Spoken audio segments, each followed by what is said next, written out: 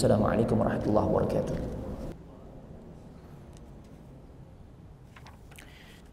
Innal hamdalillah nahmaduhu wa nasta'inuhu wa nastaghfiruh wa na'udzu billahi min shururi anfusina wa min sayyiati a'malina. May yahdihillahu fala mudilla lahu wa may yudlil fala hadiya lahu. Ashhadu an la ilaha illallah wahdahu la syarika lahu wa ashhadu anna Muhammadan 'abduhu wa rasuluh. La nabiyya wa la rasula ba'dah. Allahumma salli wa sallim ala nabiyyina Muhammadin wa ala alihi wa ashabihi ajma'in.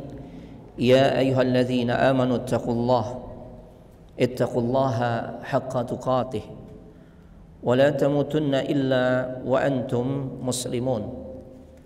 Ya ayyuhalladzina amanu ittaqullaha wa qulu qawlan sadida يصلح لكم أعمالكم ويغفر لكم ذنوبكم ومن يطع الله ورسوله فقد فاز فوزا عظيما وبعد فإن أصدق الحديث كتاب الله وخير الهدى هدى محمد صلى الله عليه وآله وسلم وشر الأمور محدثاتها وكل محدثة بدعة وكل بدعة ضلالة وكل ضلالة في النار.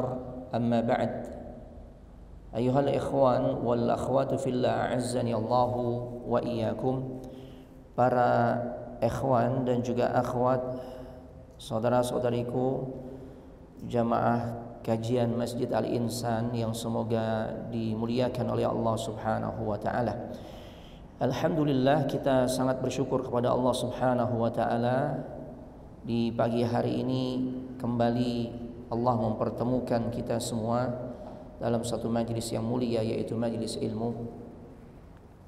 Yang tidak terasa sekarang kita telah memasuki hari ke-27 di bulan Dzulqa'dah 1445 Hijriah, yang juga bertepatan dengan tanggal 5 Juni 2024. Bi'aunillahi wa taufiqihi, dengan pertolongan serta taufik dari Allah Subhanahu wa taala, kita bisa kembali berjumpa ya untuk melanjutkan pelajaran kita di dalam pembahasan Sirah An-Nabawiyah. Baik, Bapak Ibu jemaah sekalian, semoga dimuliakan oleh Allah Subhanahu wa taala. Bab yang akan kita bahas di dalam pembahasan Sirah An-Nabawiyah ini yaitu pembahasan yang berjudul atau yang berkaitan dengan satu perang besar yang terjadi di masa Nabi sallallahu alaihi wasallam. Kejadian perang ini yaitu di tahun kedua Hijriah. Terjadi peperangan ini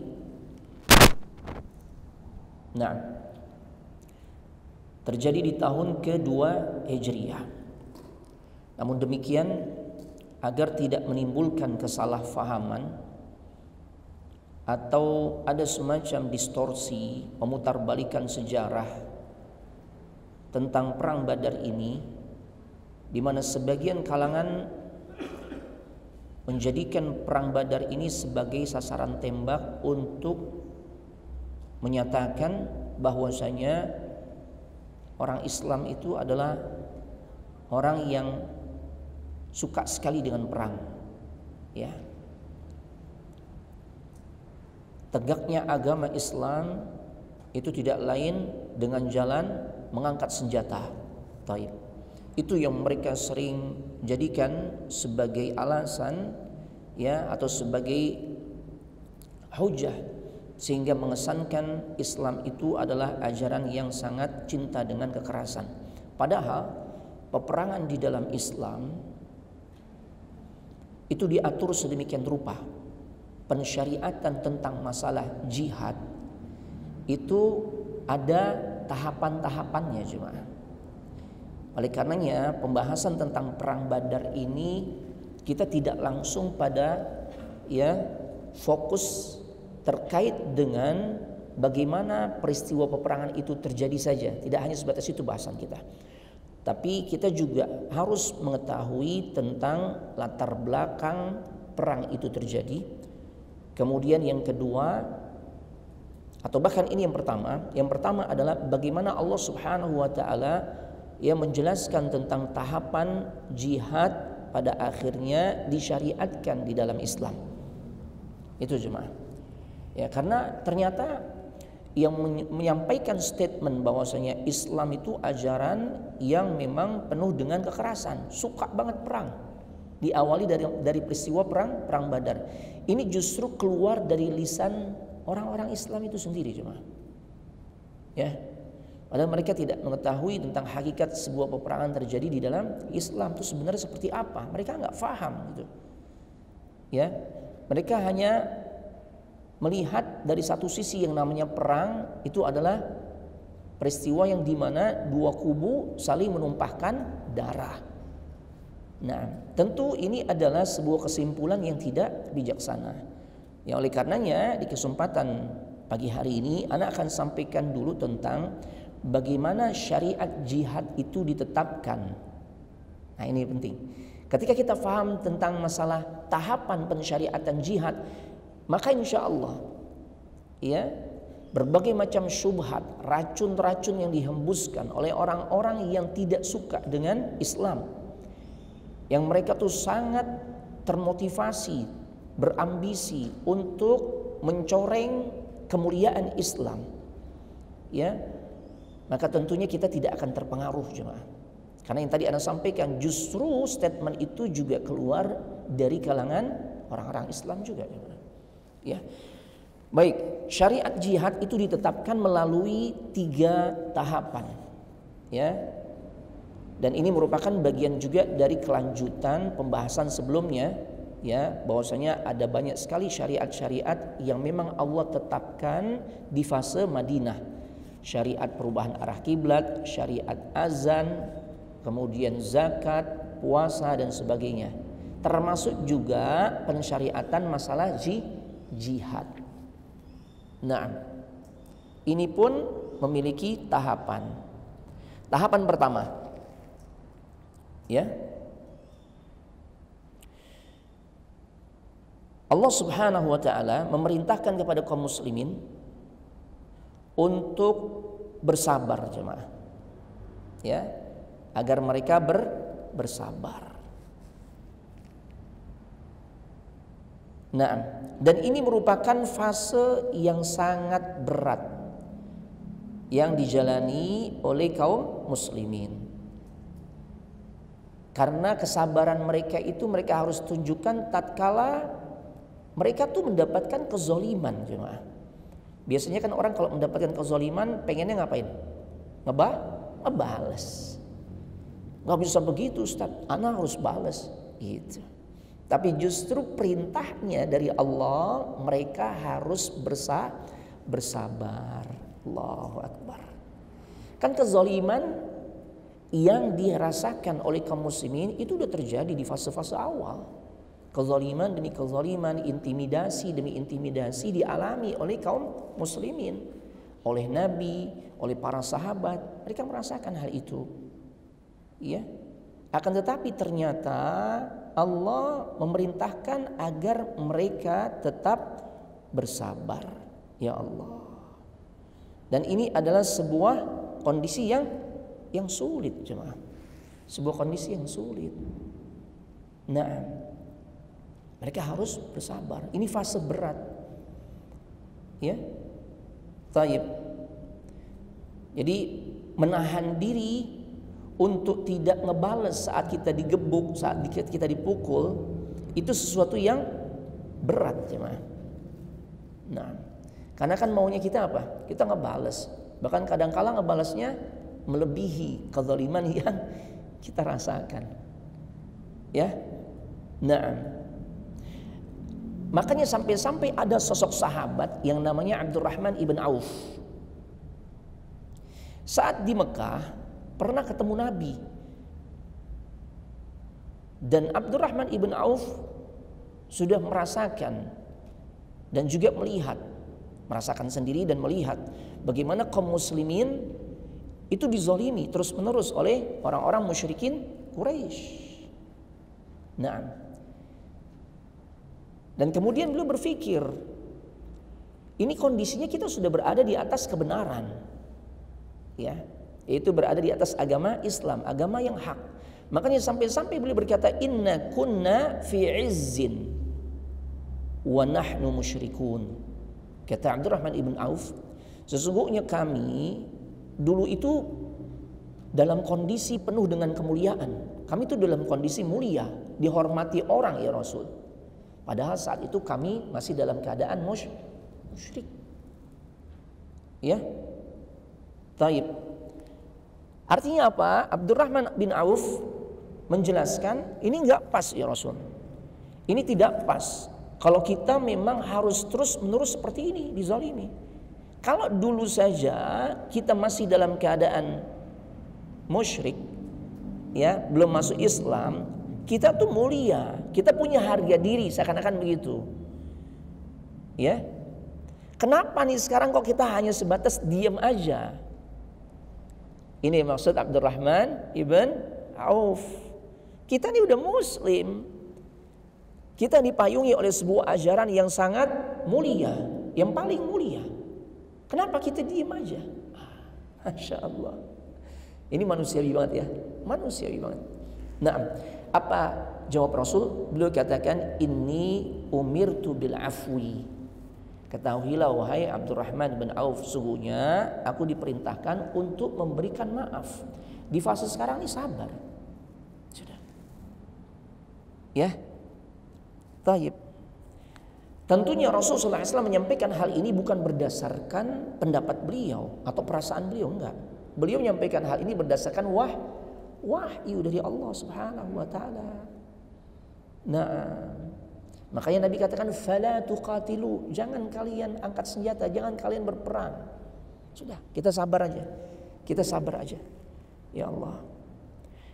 Nah, Khabbab ibn al-Arad, beliau pernah bercerita, ataitun nabiyya sallallahu alaihi wasallam wa huwa mutawassidun burdahu wa huwa fi dhilli Ka'bah. Nah, aku pernah mendatangi Nabi sallallahu alaihi wasallam dan saat itu beliau sedang bersandar di Ka'bah. Nah. Kemudian beliau berkata nih, Khabbab, wa qad laqina al-musyrikin shiddah. Ya. Faqultu ala tad'u Allah? Ya. Khabbab mengatakan, sungguh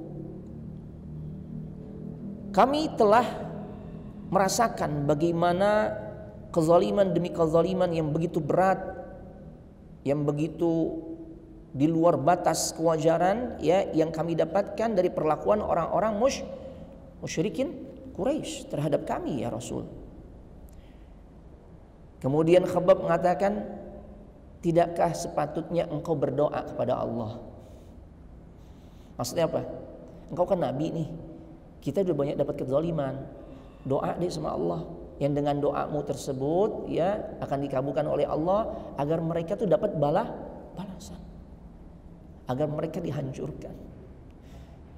Ini ucapan Khabbab, seorang sahabat yang mulia kayak gini, wajar gak? Wajar. Karena kezaliman yang beliau lakukan, gangguan yang kezaliman yang beliau dapatkan, kezaliman yang beliau dapatkan dan juga kaum muslimin rasakan, ya, itu memang sudah kelewat batas, jemaah. Itu Khabbab salah satu sahabat yang bagian punggungnya sebagian besar dagingnya udah nggak ada, jemaah. Di bahasa kita udah coak gitu ya. Sebagian besar dagingnya tuh udah hilang dengan sebab siksaan yang dilakukan oleh orang-orang musyrikin Quraisy. Sampai kayak begitu, jemaah. Ya, cacat permanen, bagian punggungnya sebagian besar dagingnya udah nggak ada. Sisa-sisa gosongnya masih ada tuh. Allahu Akbar. Makanya tatkala beliau mengatakan seperti itu, wajar gak? Wajar. Engkau seorang Nabi Allah, doa sama Allah. Dengan kata lain, agar Allah hancurkan mereka, agar Allah berikan balasan kepada mereka.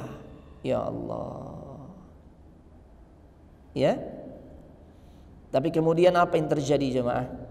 Ketika Rasul mendengar permintaan Khabbab yang seperti itu.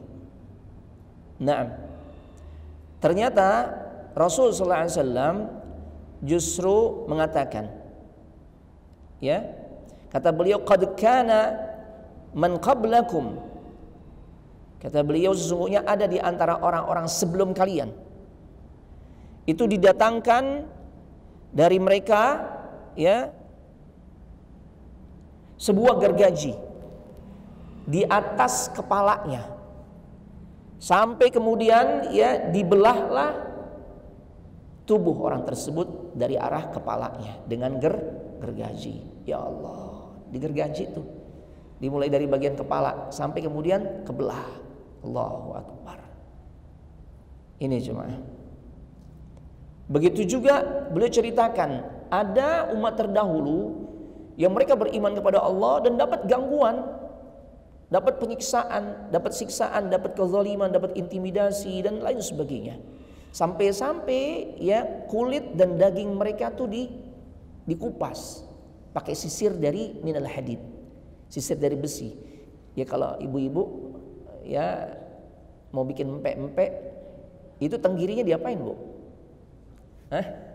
Difilet, diseset, difilet tuh, dipisahin tulang dengan dagingnya. Allahu Akbar. Nabi cerita kayak begitu, ada yang digergaji dibelah dua, ada juga yang kulit dan dagingnya dipisahin dengan tulangnya, difilet, jemaah. La haula wala quwata illa billah. Ya. Taib. Dan mereka tetap bersabar. Mereka tetap kokoh dengan keimanannya, jemaah. Artinya apa? Rasul menyampaikan kepada mereka, kalian mesti tetap bersabar. Kata Rasul, demi Allah, sungguh nanti Allah akan menyempurnakan perkara ini. Artinya nanti juga ada masanya, ya, Allah akan memberikan kemenangan buat kita. Allah akan memberikan rasa aman untuk kalian menjalankan agama ini. Ya Allah. Sampai-sampai Nabi katakan, ya, nanti kalau waktunya Allah akan memberikan kemenangan untuk kalian dengan sebab kesabaran kalian, itu sampai-sampai seseorang berjalan dari Son'a menuju Hadramaut, dia nggak takut lagi. Dulu jalur Son'a menuju, ya, Hadramaut di daerah mana tuh? Di negara mana? Yaman.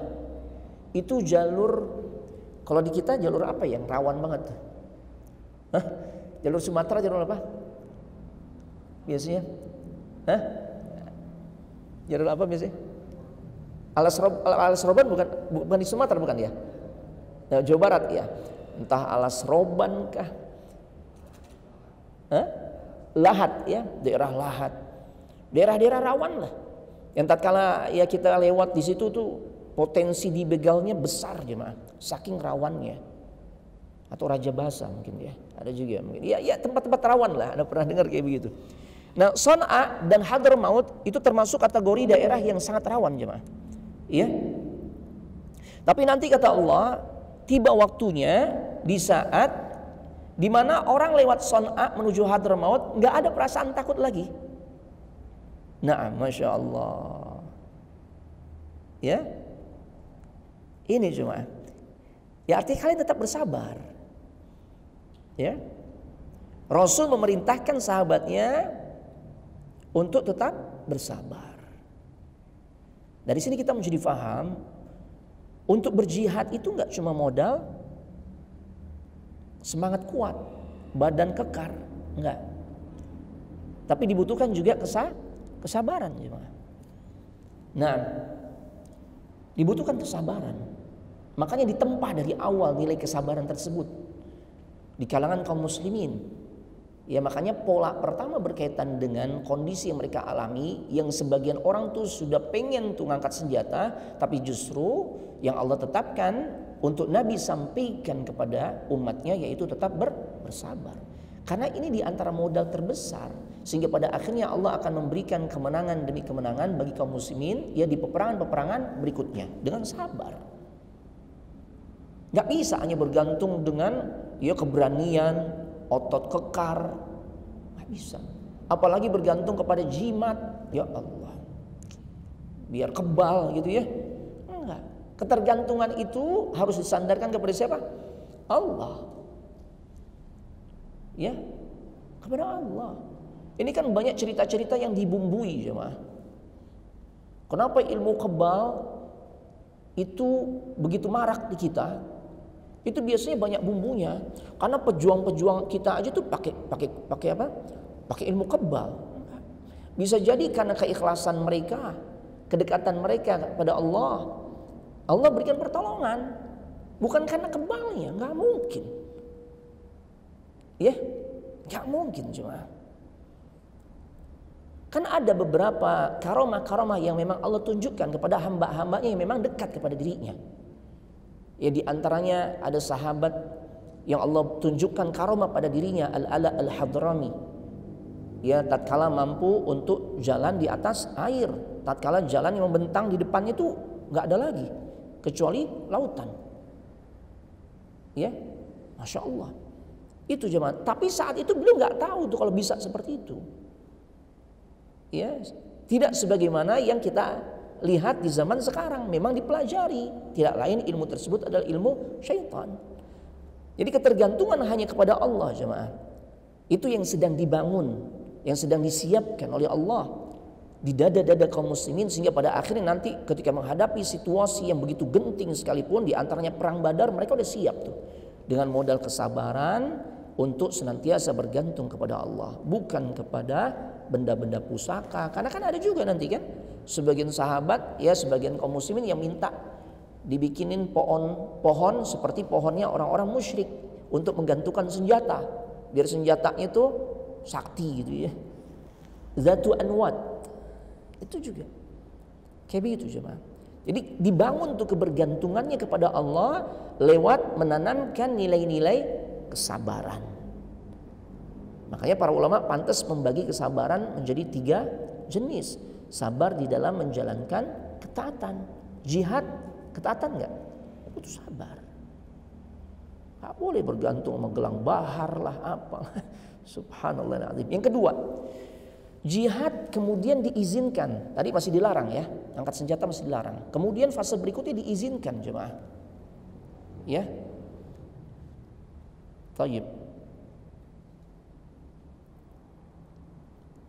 Sudah mulai diizinkan. Tapi tidak diwajibkan. Nah, ini jemaah. Tapi tidak diwajibkan. Makanya turun Udzina lilladzina yuqataluna bi annahum zulimu wa innallaha ala nasrihim laqadir. Diizinkan berperang buat orang-orang yang diperangi. Tuh, masih ada syarat tuh. Silakan boleh diperang, tapi kalau kalian diperangi.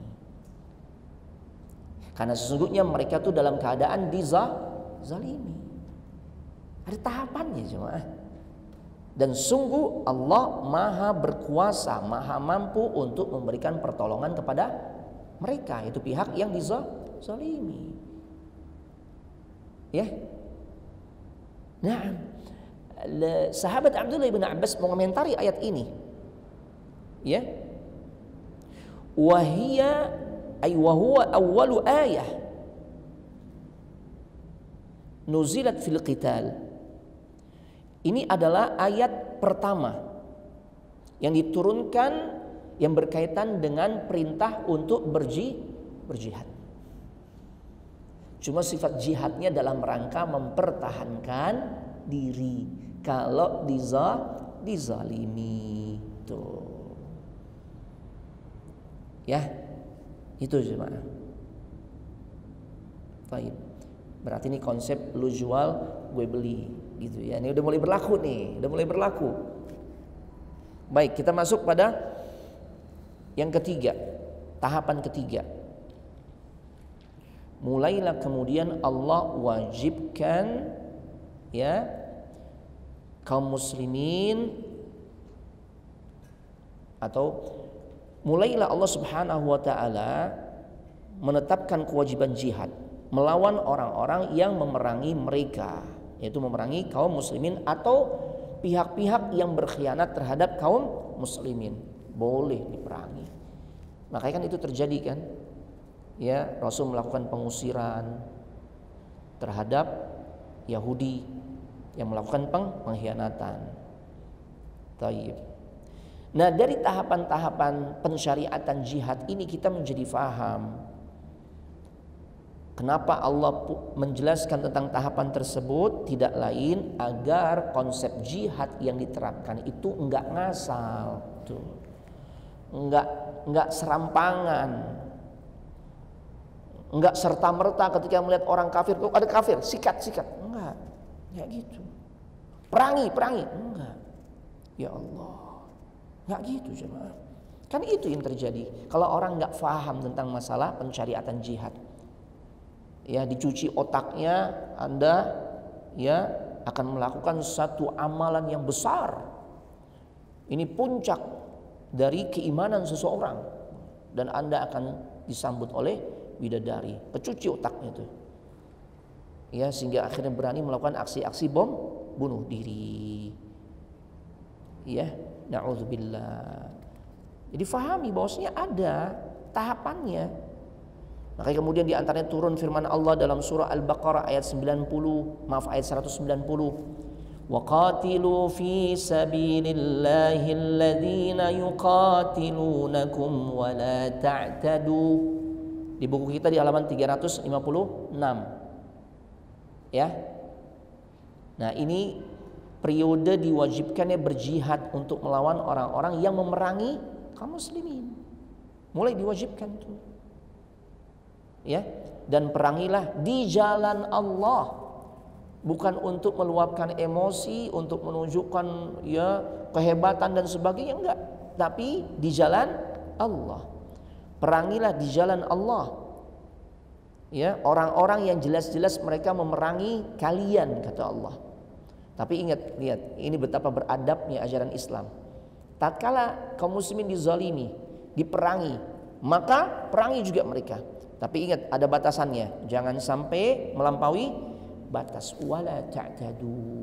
Allahu akbar. Ya, jangan melampaui batas. Makanya anak-anak nggak boleh dibunuh, orang tua nggak boleh dibunuh, yang sudah menyerah tidak boleh dibunuh. Itu cuma. Taib. Nggak ada ajaran yang semulia ajaran Islam. Yang sampai-sampai dalam urusan perang, kalau namanya perang tuh udah konteksnya itu bunuh-bunuhan. Ya, yang penting dia berada di pihak musuh, mau golongan manapun sikat. Perang kan begitu konsep pada umumnya. Nggak berlaku di dalam syariat Islam. Ada batasan juga tuh, ada rambu-rambu juga tuh, masya Allah. Ya, na'am. Kemudian periode keempat di buku kita ya dijelaskan. Periode ini merupakan periode akhir penyempurna tentang wajibnya memerangi orang-orang musyrik. Ya. Fa idzan salakhal ashhurul hurum faqtulul musyrikin haitsu wajadtumuhum wa khudhuhum wahsuruhum waq'udu lahum kull marsad. Fa in tabu wa aqamus shalah wa atawuz zakah fakhallu sabilahum innallaha ghafurur rahim. Apabila telah selesai bulan-bulan haram. Apa bulan haram? Bulan-bulan haram apa aja? Dzulqa'dah, Dzulhijjah, Al-Muharram, satu lagi Rajab. Kalau udah berlalu, udah habis bulan-bulan haram, maka perangilah orang-orang musyrik di mana saja kalian temui. Ya. Tangkap mereka, kepunglah mereka, tangkap. Bukan binasakan. Ya, kuasai wilayahnya, jadikan wilayah tersebut menjadi wilayah yang negerinya mentauhidkan Allah, yang pada akhirnya negeri tersebut penduduknya mentauhidkan Allah tuh. Diarahkan untuk jadi benar gak? Untuk jadi lebih baik? Iya. Nggak ada satu negeri dikatakan negeri yang baik, negeri yang diberkahi kecuali kalau mereka benar-benar penduduknya mentauhidkan Allah. Itu dulu poinnya. Ya. Bukan pemusnahan massal terhadap ya penduduk-penduduk yang negerinya telah dikuasai, enggak ada.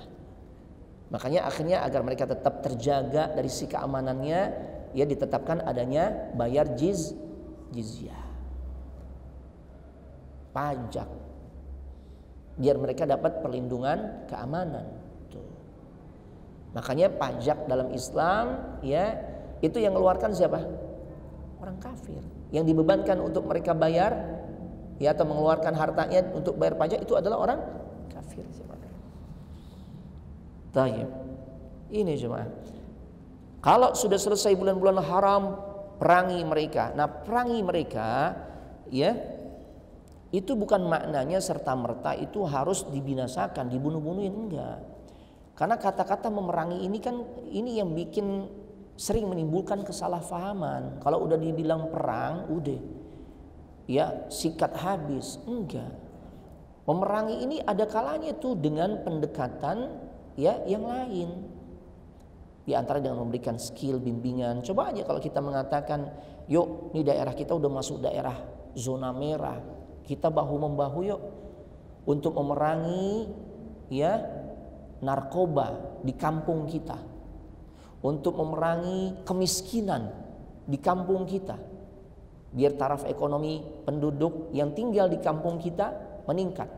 Apakah kemudian maknanya ya yang miskin dibunuh-bunuhin, diperangin, ya yang pecandu narkoba itu sama disikat juga dibunuh? Enggak. Dibimbing, direhabilitasi, dikasih skill tuh. Gitu cuma. Ya. Nah, ini kata rawan, kata perang, maaf, kata perang ini rawan cuma. Rawan disalah tafsirkan. Kita ambil ibrah dari tahapan jihad yang Allah tetapkan. Yang pertama, kenapa tadi mesti sabar dulu? Padahal udah kebanyakan sahabat ya menginginkan lawan, kan gitu ya.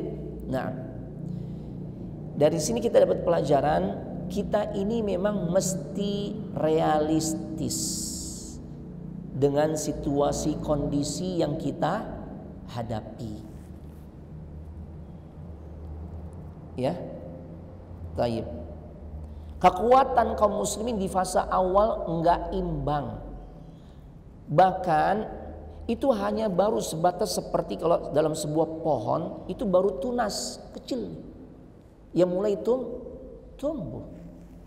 Kita tahu tunas ya masih mudah sekali rusak, bahkan hancur. Ya. Kalau kondisi kaum muslimin masih berupa seperti tunas, kemudian melakukan perlawanan dengan satu kekuatan yang jelas-jelas sudah mengakar tuh di Mekah khususnya, dengan pamornya sangat disegani, yaitu orang-orang Quraisy, musyrikin Quraisy. Belum lagi kabilah-kabilah yang ada di sekitarnya yang jelas menjadi sekutu-sekutunya Quraisy. Ini sama aja bunuh diri jemaah. Maka tunas ini nggak akan berkembang menjadi sebuah pohon yang rindang. Itu jemaah. Makanya Rasul mengajarkan kita tentang konsep realistis. Ini nilai pelajaran berharga jemaah. Ngukur diri. Ya kalau kita giring dalam kehidupan kita sehari-hari pengen spek yang tinggi, nah kita ngukur diri juga nih speknya kita gimana gitu ya. Misalnya sedang dalam proses mencari jodoh, kan biasanya orang punya cita-cita ya, anak pengen punya istri, punya suami yang begini begitu. Ya bagus, cuma mesti realistis. Ya, realistis. Mesti realistis nih, anak-anak muda perlu disampaikan begini. Kalau kita punya anak nih lagi semangat ini, ya untuk menikah, untuk mencari pasangan hidup yang ideal, kasih tahu juga harus realistis ya nak. Ya, kita pengen spek yang tinggi untuk bisa menjadi pendamping hidup kita, maka kita mengukur diri kita nih speknya sejauh mana, gitu ya. Nah, ini jemaah, ini terbukti tuh. Khabbab sudah menyampaikan usulannya. Kita nggak bisa terus-menerus seperti ini ya Rasul.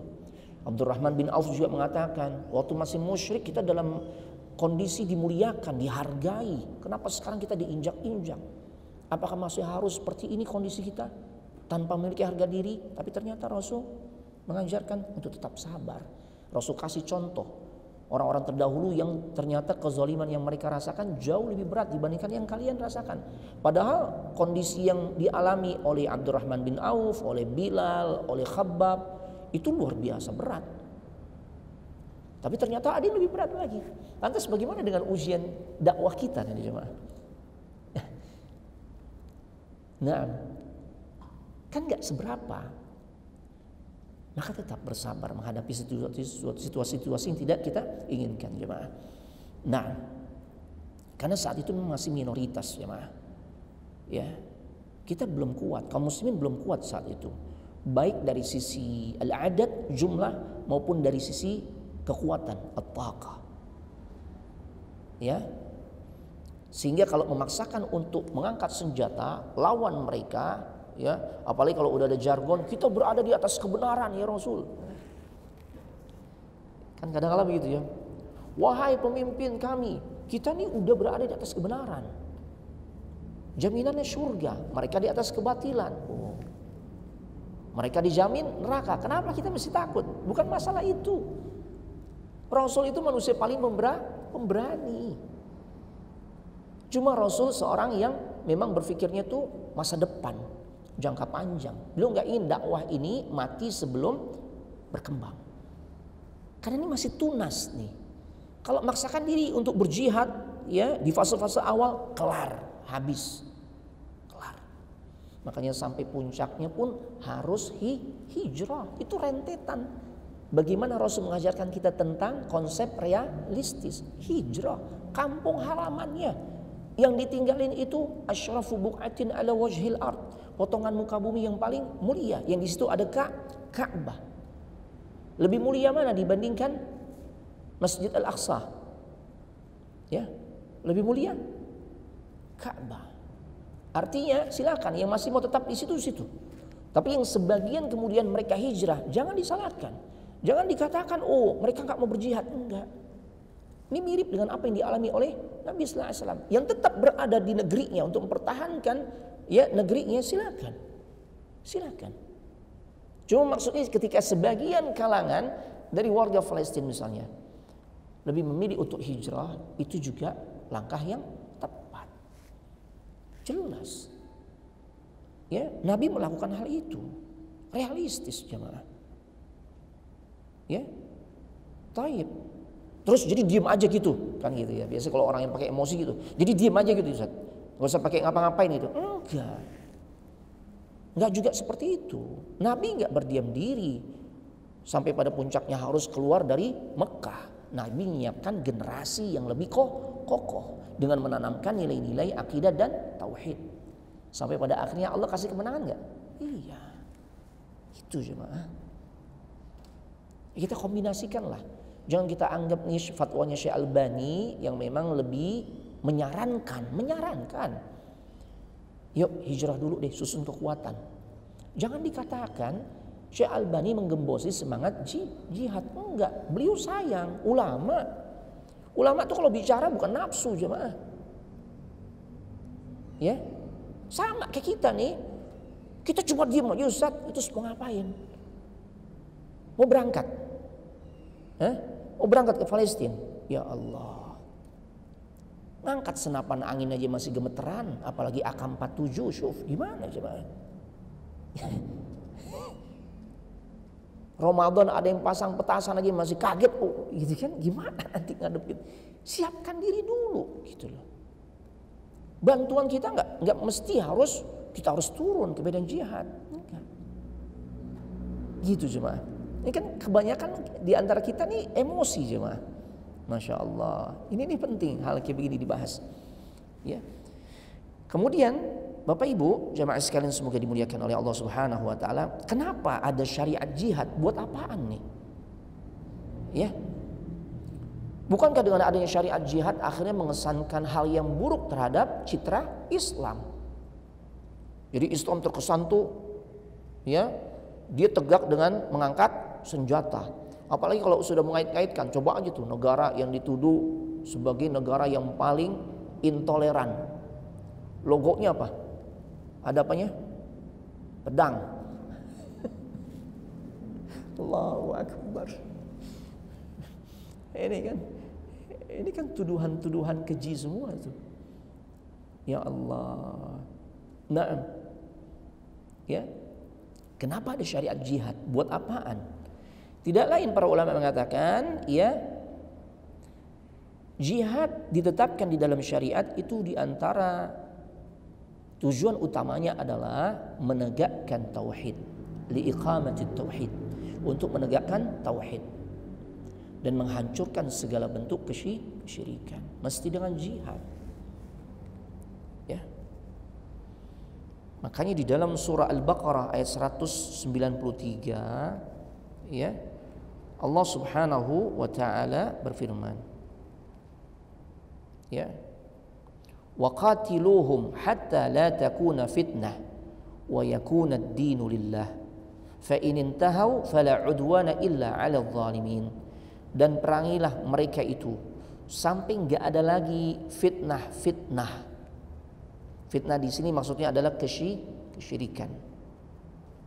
Ya. Dan agama ini hanyalah untuk Allah semata. Jika mereka berhenti ya dari berbagai macam kezaliman atau kesyirikan yang mereka sebarkan, maka kata Allah enggak ada lagi permusuhan. Ya. Enggak ada lagi permusuhan.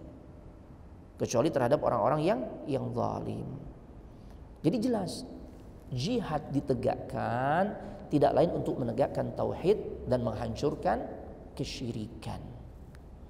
Makanya aneh, mau jihad tapi justru melakukan kesyirikan. Jihad pakai jimat. Gimana jemaah?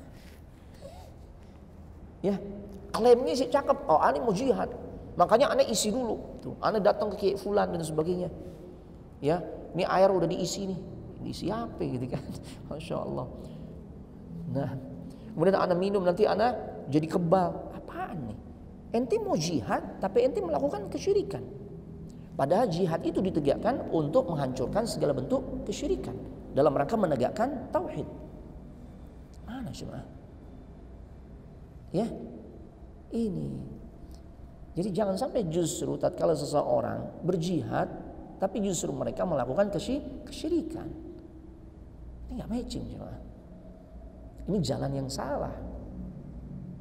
Ya, dan anak yakin pejuang-pejuang kita tuh nggak mengajarkan tentang masalah ya ilmu kebal, enggak. Ini orang-orang sekarang aja tuh yang mengatasnamakan tuh pejuang-pejuang kita untuk melegalkan kesyirikannya. Ya. Mereka tuh kalau kita dengar cerita ada yang nggak mempan ditembak peluru, itu karena boleh jadi keikhlasan mereka jemaah. Dan karena pertolongan Allah. Iya. Ya Allah. Nah, jadi jangan sampai seseorang berjihad tapi justru dia melakukan kesyirikan. Ya. Dengan mempraktekkan ilmu-ilmu kebal. Sahabat aja, ya Allah, yang punggungnya kayak landak. Kenapa?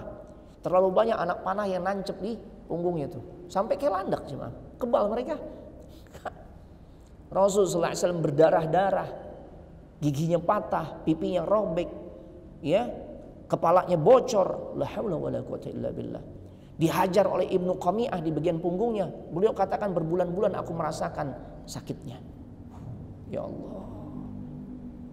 Ya, itu jemaah. Jadi jihad ditegakkan untuk ngebersihkan bumi dari segala bentuk kesyirikan, bukan justru menyuburkan kesyirikan. Ya, itu jemaah. Nah, jadi beda banget nih. Nah, ini penting dengan misi orang-orang non-Muslim. Tatkala mereka menduduki satu wilayah atau satu negeri, maka yang mereka lakukan adalah bukan menjadikan negeri tersebut menjadi negeri mentauhidkan Allah, ya, tapi justru menjadikan ya mereka bebas untuk mengeruk hasil alamnya, merampas wilayahnya, memusnahkan penduduknya, genosidakah dan sebagainya. Terjadi kan? Terjadi. Ya, ini jemaah. Ya bangsa kita juga mengalami itu kan, adanya konsep Romusa. Kerja rodi, ya kan? Ini kan pemusnahan massal nih. Yang melakukan Muslim atau non Muslim? Non Muslim, kafir itu. Belanda, Jepang, kafir. Portugis, yang mereka menorehkan sejarah kelam di bangsa kita, kan kayak begitu. Gak ada ceritanya tuh Islam, gak ada. Ya, gak ada. Makanya kalau ada sebagian kalangan nih Ya, ketika melihat sejarah Islam diisi dengan cerita banyak tentang peperangan. Ya. Orang-orang Arab tuh memang begitu sukanya ya melakukan kekerasan. Yang jajah kita siapa? Arab? Bukan. Dikit-dikit gara-gara Arab, dikit-dikit gara-gara Arab, kan begitu ya. Ini gak bener nih. Subhanallahil azim. Ya. Dan sejarah umat manusia membuktikan jika Islam berkuasa maka umat lain pastinya aman. Dan bahkan mereka justru jadi gak ragu untuk masuk ke dalam Islam. Tapi saat Islam terjajah, justru penjajah yang banyak ya melakukan kezaliman. Saat Islam terjajah seperti itu. Naam, ya Allah. Ya. Atau bahkan sebaliknya, saat Islam terjajah, nggak sedikit juga penjajah yang pada akhirnya melihat keindahan Islam dan mereka masuk ke dalam Islam. Gimana mereka nggak masuk Islam? Saat mereka melihat lagi panasnya situasi peperangan, tapi orang Islam tuh masih tetap pakai adab. Nggak boleh bunuh orang tua, nggak boleh bunuh anak-anak, nggak boleh bunuh perempuan, yang udah nyerah nggak boleh dibunuh. Ya, kemudian pelajaran berikutnya, Islam itu disebarkan bukan dengan pedang, jemaah. Kita mesti meluruskan racun yang dihembuskan nih dari banyak kalangan. Ya, target mereka apa sih? Ketika mereka mengatakan Islam itu disebarkan dengan pedang, padahal bukan dengan pedang. Kalau kita lihat dari kronologis tahapan pensyariatan jihad, tidak lain tujuan mereka adalah agar memunculkan di kalangan umat manusia ya tentang Islamofobia. Itu. Tapi itu pun akhirnya Allah balikkan keadaannya. Dulu dengan kejadian WTC, ya kan? Itu kan upaya sistematis mereka tuh untuk memojokkan Islam. Dulu waktu masih dekat-dekat dengan kejadian tersebut, ya tiap orang yang namanya itu nama Islamnya keciri tuh, yang mau keluar negeri, itu di imigrasi lama itu.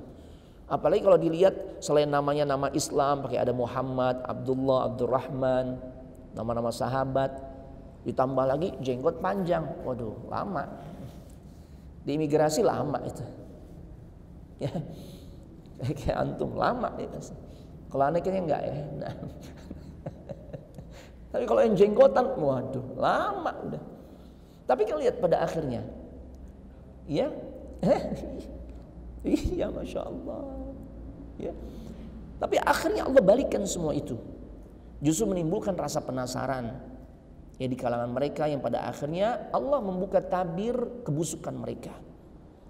Dan Allah singkap tentang kemuliaan Islam sehingga pada akhirnya di Eropa, di Amerika, di belahan bumi lainnya ya yang dimana Islam yang tadinya sangat tertindas sekarang benar-benar syiar jemaah. Itu jemaah. Ya. Naam. Jadi itu memang barang dagangan mereka jemaah, menebarkan isu Islamofobia dengan mengesankan Islam disebarkan dengan kekerasan atau dengan mengangkat senjata. Ya. Taib. Jadi mereka mojokkan Islam itu dengan isu-isu seperti itu. Islam barbar, Islam anarkis, Islam keras dan sebagainya. Nauzubillah. Baik Bapak Ibu jamaah sekalian yang semoga dimuliakan oleh Allah Subhanahu wa taala. Kita masuk pada perang Badar. Ada yang mengatakan bahwasanya Badar ini adalah nama sebuah sumur jemaah.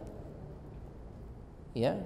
Sumur yang dijadikan sebagai tempat orang-orang untuk mengambil air, yang dimana orang yang menggali sumur tersebut namanya memang Badar dari kabilah Ghifar. Makanya ada sahabat yang berasal dari kabilah Ghifar kan banyak ya.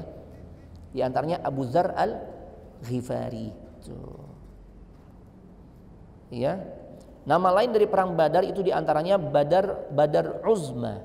Ada juga yang mengatakan Badar Qital, atau ya disebutkan dengan istilah Yaumul Furqan, hari yang menjadi pembeda, hari yang menentukan tentang ya masa depan Islam di fase berikutnya. Allahu Akbar. Untuk sebutan yang terakhir yaitu Yaumul Furqan, itu ada dalil yang mendasarinya, yaitu surah Al-Anfal ayat 41. Wa ma anzalna ala abdina yaumal furqan yaumal taqal jam'an. Kata Allah, dan kepada apa yang kami turunkan ya kepada hamba kami Muhammad sallallahu alaihi wasallam di hari Furqan. Di hari Furqan itu maksudnya perang Badar tuh. Tatkala hari di mana bertemunya dua pasukan. Tuh. Naam. Dua pasukan yang berbeda jalan. Yang satu berada di atas jalan kebenaran, yang satu lagi berada di atas jalan kebatilan. Maka dinamakan ya perang Badar itu dengan istilah Yaumul Furqan, momen di mana ya peristiwa tersebut menjadi pembeda antara sisi kebenaran dan sisi kebatilan, kubu kebenaran dan kubu kebatilan. Ya Allah. Spesialnya perang Badar selain menjadi penentu masa depan Islam di fase berikutnya, ya. Para ulama juga katakan setiap orang-orang yang turut serta atau mereka punya andil di dalam perang Badar, maka layak bagi mereka disematkan gelar Al-Badri. Itu nggak berlaku tuh untuk perang-perang selain perang Badar. Nggak ada tuh yang ikut perang Uhud disebut Uhudi, yang ikut perang Khandaq Khandaki, yang ikut perang Tabuk Tabuki. Nggak. Tapi hanya yang ikut perang Badar saja yang kemudian ya sahabat-sahabat yang turut serta di dalamnya itu ya mendapatkan predikat Al-Badri. Tuh. Sahabat itu pernah ikut dalam perang Badar. Itu jemaah. Berarti dari sini kita menjadi faham ya, ini salah satu sisi yang menunjukkan perang ini adalah sangat penting di dalam sejarah Islam. Kedudukannya sangat penting. Sampai-sampai ya orang-orang yang pernah ikut serta di dalamnya disematkan nama atau istilah Al-Badri jemaah. Ya Allah. Bapak Ibu jemaah sekalian yang semoga dimuliakan oleh Allah Subhanahu wa taala. Dijelaskan bahwasanya sebab terjadinya perang Badar yaitu adanya info yang sampai ke Nabi sebuah kafilah dagang yang berasal dari Mekah yang saat itu dipimpin oleh Abu Sufyan. Ini Abu Sufyan gembong Quraisy saat itu. Ya. Pentolannya, pimpinannya orang-orang musyrikin Quraisy. Sebelumnya kan pimpinan mereka itu Abu Jahal, Abu Lahab, Umayyah bin Khalaf. Cuma kan mereka sudah tewas kebanyakan di mana? Maaf, ya itu perang Uhud, berkaitan dengan perang Uhud itu ya. Nah, ini perang Badar. Jadi awalnya Abu Sufyan ditugaskan, maaf ana salah. Abu Sufyan ditugaskan untuk memimpin kafilah dagang ya di dalam perjalanan dagang atau perjalanan bisnisnya menuju kota Syam. Nah, yang dimana saat itu barang dagangan atau harta benda yang dibawa menuju Syam itu nilainya sangat besar jemaah. Kita bisa lihat ya berapa nilai harta yang dibawa oleh kafilah dagangnya Abu Sufyan di halaman 360. Yang dibawa saat itu adalah 1000 ekor onta.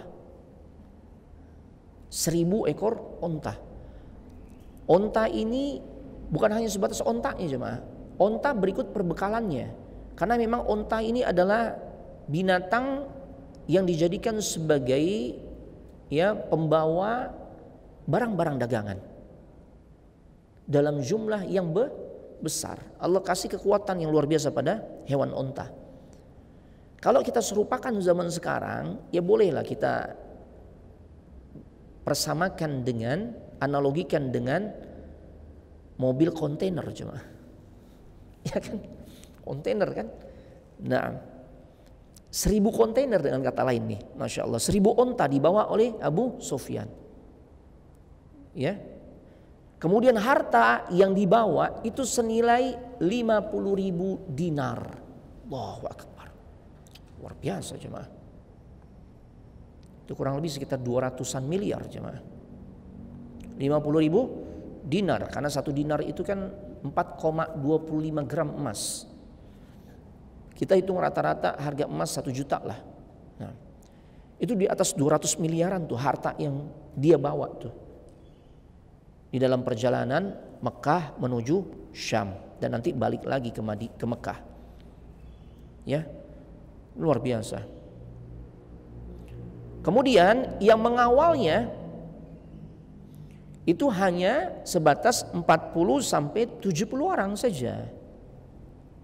Nah, enggak banyak jemaah. Ya. Sampai berita ini kepada Nabi sallallahu alaihi wasallam. Ya. Sehingga pada akhirnya Nabi sallallahu alaihi wasallam memerintahkan sebagian sahabat untuk menyiapkan diri. Ya. Kemudian Rasul memerintahkan untuk mengambil harta rampasan tersebut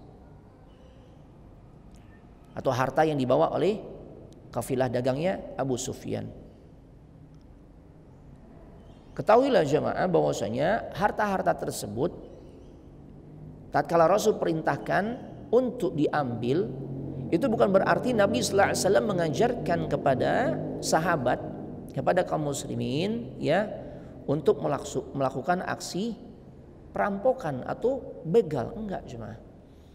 Harus kita pahami kondisinya. Yang sampai puncaknya Rasul dan kaum muslimin harus terusir dari negerinya, itu kondisi perang.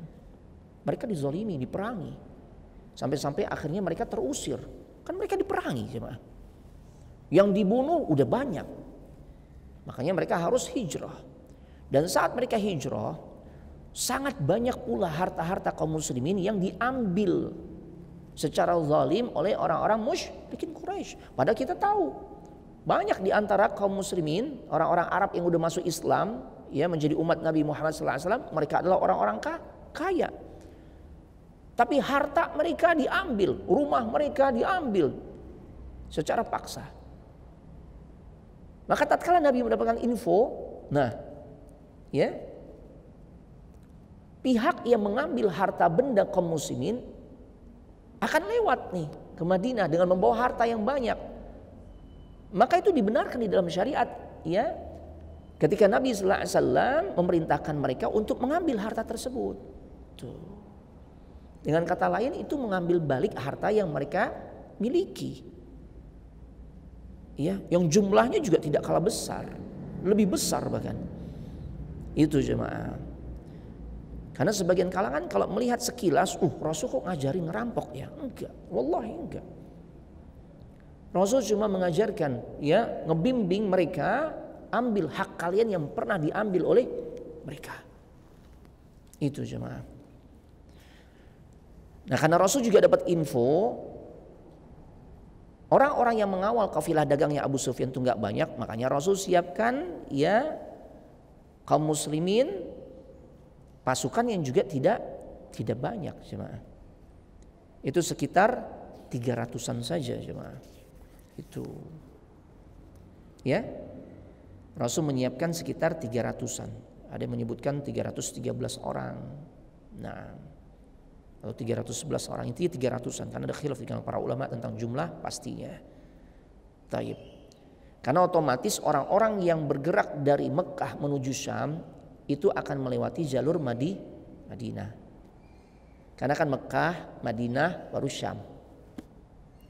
Mekah Madinah 450 km. Madinah Syam 1.500 kurang lebih. Ya. Nah, otomatis mereka lewat jalur Madinah. Maka Rasul perintahkan hadang tuh. Ya, musuh-musuh kalian yang mengambil harta-harta kalian. Ambil hartanya, halal. Apalagi itu suasana perang. Ya. Taib. Nah ternyata Abu Sufyan berdasarkan info ya dari mata-matanya, dari orang-orang yang beliau kirimkan untuk mencari info bagaimana nih kondisi keamanan rute yang mereka lewati, yang akan mereka lewati, ternyata tahu tuh Rasul nyiapkan pasukan. Sehingga pada akhirnya ya dengan kecerdikan Abu Sufyan ya dia pun berhasil lolos jemaah dari hadangan orang-orang dari kalangan kaum muslimin jemaah. Ya Allah. Ya. Jadi ini menunjukkan bahwasanya memang Abu Sufyan itu pemimpin yang cerdas juga jemaah, yang pada akhirnya masuk ke dalam Islam.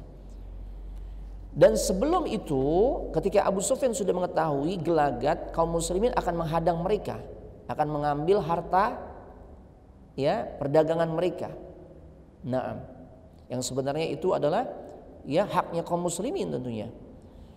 Maka Abu Sufyan pun mengirimkan informan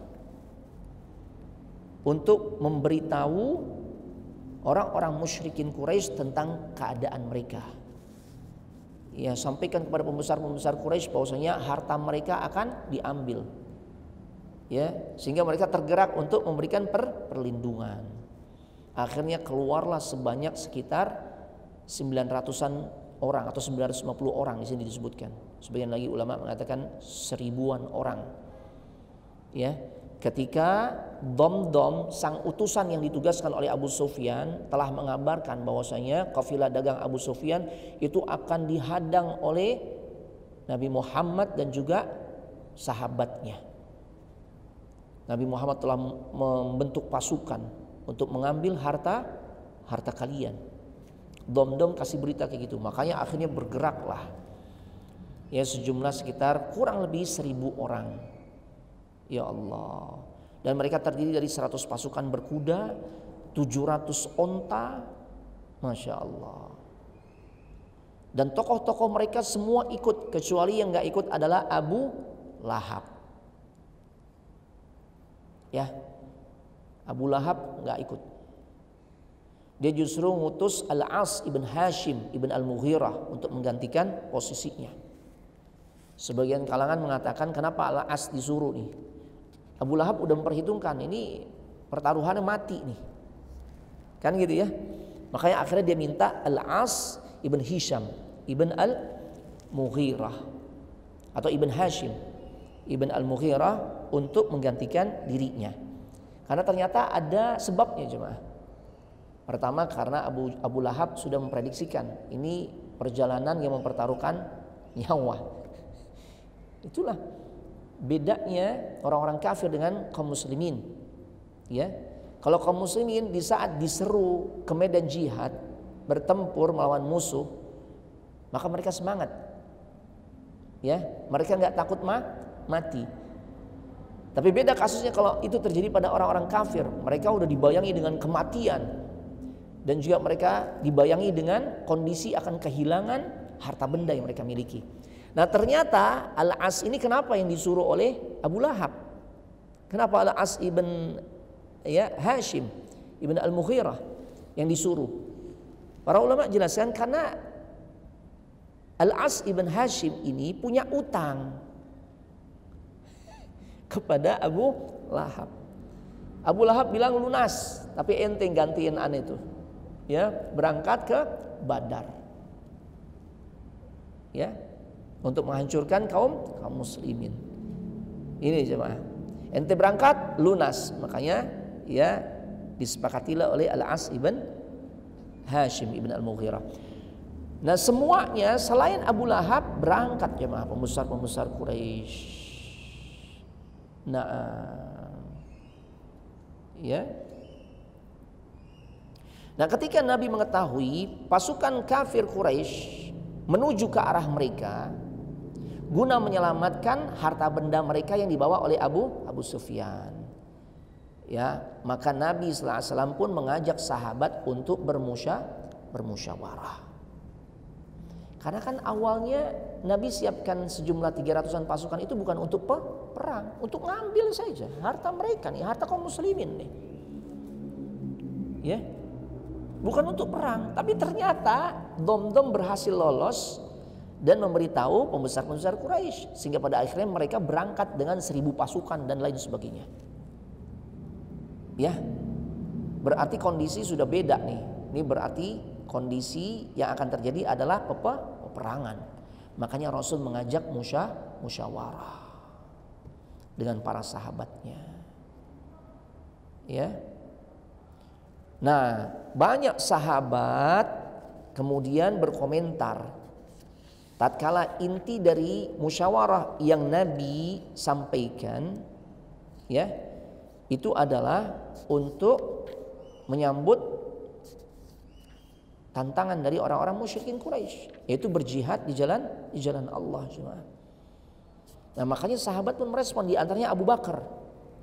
Beliau katakan, ya, apa yang sudah direncanakan maka lanjutkan ya Rasul. Begitu juga Umar ibn al-Khattab, lanjutkan.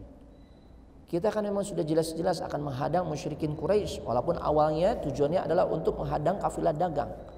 Tapi kalau pada akhirnya dengan kata lain kita harus perang, lanjutin ya Rasul. Masya Allah. Ini cuma, ya. Dengan kata lain, sahabat telah menyampaikan kesiapannya untuk berperang, siap untuk mati. Tapi ungkapan itu kan keluar dari Abu Bakar, Umar, yang kita tahu notabene keduanya adalah orang-orang yang berasal dari Mekah. Memang pihak yang terzolimi, artinya ada kepentingan yang dibenarkan dalam syariat. Mereka ini pihak-pihak yang terzolimi, punya kepentingan saat harta mereka tuh diambil secara zalim, maka mereka mau ambil lagi. Lantas bagaimana dengan kubu yang lain yang merupakan bagian juga dari kaum muslimin? Cuma mereka nggak pernah tuh merasakan bagaimana kezaliman yang dilakukan oleh orang musyrikin Quraisy, yaitu orang-orang Ansar. Ya, Rasul happy ketika Abu Bakar, Umar menunjukkan semangatnya, bahwasanya perang ya Rasul, dengan kata lain begitu. Ya, bahkan ada juga sahabat Miqdad yang mengatakan, ya Rasulullah, berjalanlah sesuai dengan apa yang Allah perintahkan. Sesungguhnya kami akan terus tetap bersamamu. Kami tidak akan mengucapkan perkataan sebagaimana yang diucapkan oleh Bani Israel kepada Nabi Musa. Ya, ketika orang-orang Bani Israel diajak, diseru untuk berjihad di jalan Allah, mereka justru mengatakan, pergilah engkau sendiri ya Musa. Ya, dan berperanglah bersama Tuhanmu. Kita nunggu aja di sini, nunggu kabar. Kalau emang ditakdirin menang, udah menang. Ente aja yang pergi sama Tuhanmu. Tuh. Kita nggak akan seperti itu ya Rasul. Masya Allah. Kita akan tetap berada di sini. Ya. Nah, ini luar biasa semangat yang dikobarkan oleh Miqdad. Tapi Miqdad juga orang Mekah. Muhajirin emang punya kepentingan, tapi kepentingannya dibenarkan dalam syariat. Terus gimana nih kubu lain yang udah satu tubuh dalam umat Islam saat itu, yaitu orang Ansar, orang Madinah. Artinya Rasul sekalipun senang mendengar, ya, kesiapan dari beberapa orang sahabat, tapi belum membuat beliau menyampaikan kata sepakat untuk perang. Kenapa? Masih ada pihak lain yang Rasul tunggu tuh. Gimana responnya? Yaitu orang-orang Ansar. Kalau Muhajirin sih udah pasti, udah kepalang tanggung istilahnya, kita udah kelamaan dizolimin, belasan tahun kita ditindas dan sebagainya. Saatnya kita perang ya Rasul. Udah pas. Gimana dengan Ansar? Itu yang Rasul tunggu jemaah. Ini luar biasa Nabi sallallahu alaihi wasallam. Ya, jadi beliau memutuskan itu bukan karena untuk memenuhi keinginan atau kepentingan pribadi, enggak. Perhatikan pihak lain. Ini pemimpin sejati jemaah. Ya, taib. Sampai kemudian pada akhirnya perwakilan dari orang Ansar pun angkat suara. Nah, muncul sosok Sa'ad ibn Mu'adz. Ya, Sa'ad bin Mu'adz berkata, wallahi Ya Rasul, demi Allah, hal turidu ijabah minna, ya, apakah engkau menginginkan jawaban dari kami ya Rasul? Orang Ansor peka jemaah. Ya, ini kan paling tidak nih udah 3 sahabat besar nih yang nyampaikan ya ungkapan menggelorakan semangat untuk kita maju berjihad. Tapi kok Rasul masih cool aja nih, masih diem aja, belum memutuskan berangkat atau enggak. Ya, ternyata saat peka, demi Allah wallahi, apakah engkau menginginkan jawaban dari kami ya Rasul? Kata Rasul, benar. Perwakilan Ansar. Maka Sa'ad pun berkata, kami telah mengimani dirimu ya Rasul. Kami telah beriman kepada dirimu. Wa nahnu nusaddikuk, dan kami juga membenarkan dirimu ya Rasul. Bersaksi apa yang engkau bawa adalah sebuah kebenaran. Ya. Dan memberikanmu janji untuk mendengar dan senantiasa taat. Ya. Kan dalam poin-poin perjanjian kalau kita agak tarik ke belakang dalam peristiwa Bai'atul Aqabah kan gitu ya. Mereka siap tuh. Ya, berjanji untuk dengar dan taat. Sam'ah wa ta'ah. Sam'an wa ta'atan. Itu jemaah. Mereka sampaikan tuh. Ya. Maka ya Rasul, berjalanlah sesuai keputusanmu, sesuai keinginanmu, sesuai kehendakmu. Sungguh kami selalu akan bersama dirimu ya Rasul. Demi zat yang mengutus dirimu dengan hak, seandainya engkau menawarkan kami lautan, kami harus nyemplung ke dalamnya, kami akan lakukan ya Rasul. Masya Allah. Inilah kaum Ansar. Gak ada orang-orang yang mencintai mereka kaum Ansar kecuali orang-orang yang beriman. Gak ada orang yang membenci kaum Ansar kecuali orang-orang munafik. Tuh orang kalau benci sama sahabat tuh, mereka adalah munafik. Munafik cuma. Rasul pun bahagia mendengar jawaban Sa'ad bin Mu'adz. Dan antusiasme beliau tunjukkan dengan mengatakan apa? Ya, siru wa abshiru. Fa inna Allah azza wa jalla qad wa'adani ihda ta'ifataini wallahi lakaanna anzurul an masari al-qaum. Masya Allah. Majulah kalian dan bergembiralah. Sesungguhnya Allah telah menjanjikan diriku dengan kemenangan atas salah satu dari 2 kelompok. Ya, maksudnya siapa nih?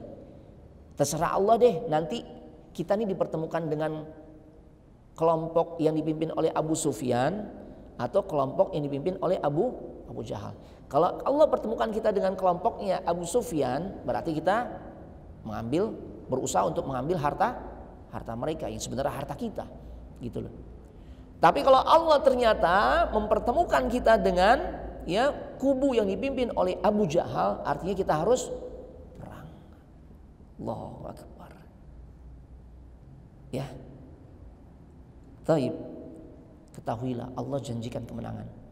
Mau pihak manapun Allah mempertemukan kita nih, ya, apakah kubunya Abu Sufyan atau kubu Abu Jahal, ya, Allah janjikan kemenangan untuk kita. Masya Allah. Rasul bangkitkan optimisme kepada kaum muslimin. Demi Allah, seakan-akan saat itu aku melihat tempat-tempat terbunuhnya mereka. Sebagian riwayat mengatakan Rasul itu menyebutkan, nih nanti nih Abu Jahal tewas di sini, ya, ini nanti Umayyah bin Khalaf tewas di sini, ya, disebutin oleh Nabi. Dan pada akhirnya ketika terjadi ya peperangan, benar Allah buktikan, ya, gembong-gembong musyrikin Quraisy yang Rasul tunjuk-tunjuk mereka akan mati di sini, benar mereka mati di posisi yang sama. Allahu Akbar. Di dalam riwayat Imam Muslim, Umar bin Khattab pernah berkata, Inna Rasulullah sallallahu alaihi wasallam kana yurina masari'a ahli Badr. Sungguh ketika Rasul memperlihatkan kepada kami tempat kematian kaum musyrikin yang akan terbunuh di Badar, beliau bersabda, ya, yaqul hadza masra'u fulan ghadan insyaallah. Ya. Rasul memang pernah mengatakan, ini tempat kematian si fulan nih, besok nih di sini nih insyaallah. Masya Allah. Ya. Faqala Umar, maka Umar berkata, fawalladzi ba'atsahu bil haqq, demi zat yang mengutus beliau dengan kebenaran. Ma akhta'u al hudud allati hadda Rasulullah sallallahu alaihi wasallam. Demi Allah, demi zat yang mengutus beliau dengan hak, enggak ada satupun mayat mereka yang melenceng dari batas-batas yang memang Rasul telah tunjukkan sebelumnya. Subhanallah. Ya, itu jemaah rahimanallah iyyakum, berkaitan dengan perang Badar. Nanti kita akan bahas bagaimana perang itu terjadi dan bagaimana sifat-sifat kaum muslimin. Nah, ini yang penting pelajarannya. Bukan hanya sebatas menceritakan tentang ya proses peperangan itu terjadi atau peperangan itu terjadi seperti apa berkecamuknya. Tapi yang tidak kalah pentingnya adalah bagaimana kita mengetahui karakteristik pasukan yang sebenarnya dari sisi jumlah dan kekuatan militernya, kekuatan persenjataannya itu nggak imbang. Tapi kenapa pada akhirnya Allah justru memberikan kemenangan yang di luar nalar sebenarnya. Dari sisi adat jumlah 300 lawan kurang lebih 1000. 300-an lawan 1000. Dari sisi persenjataan kalah. Ya. Kalah jauh jemaah. Ya. Bahkan sampai-sampai tuh karena perjalanan dari Madinah menuju Badr jauh jemaah. Kalau Madinah Uhud kan dekat ya. Dekat. Kita kalau membelakangi Masjid Nabawi itu di pintu utama udah kelihatan tuh Uhud. Tapi kalau Badar 150 kiloan jemaah. Ana di 2000 berapa ke sana tuh ya. Ya Allah. Itu sekitar 2 jam lebih jemaah. Naik bis. Syuf. Ya. Naik bis jemaah. 2 jam lebih. Ya. Ini luar biasa, berat. Makanya nanti ada cerita juga saat Nabi memutuskan karena onta-onta tunggangannya terbatas, jadi satu onta itu untuk 3 orang. Nabi, Ali, ada satu lagi Anda sedang tidak ingat. Nah, itu luar biasa. Yang saat itu pada saat giliran Nabi jalan kaki, jadi bergilir. Mungkin setiap setengah jam ganti, yang jalan kaki naik onta, gitu dibuat shift-shiftan. Di saat Rasul gilirannya untuk ya bergantian jalan kaki, maka kedua sahabat ini ya karena saking takzimnya sama Rasul, ya Rasul engkau tetap di atas onta, kami yang berjalan. Ya, apa kata Rasul? Kalian tidak lebih kuat dibandingkan diriku.